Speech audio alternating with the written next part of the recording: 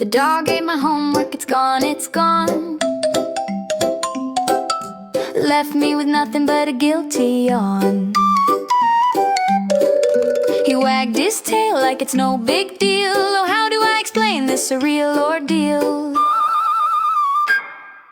The dog ate my homework, no time to replace, with a woof and a wag and a slobbery face. He's the culprit, the thief, the classroom disgrace. The dog ate my homework. Oh, what a case.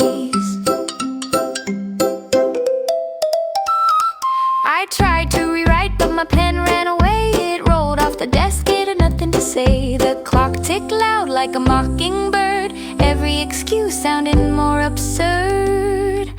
But look at those eyes. Big brown surprise. Can't stay mad, I realize.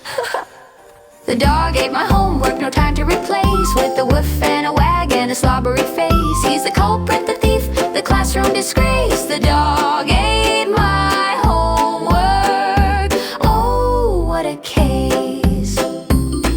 I showed up with a story too wild to believe. My teacher just sighed and said, oh, please. But the dog, he barked like he knew his crime, tail wagging to the beat of my rhyme.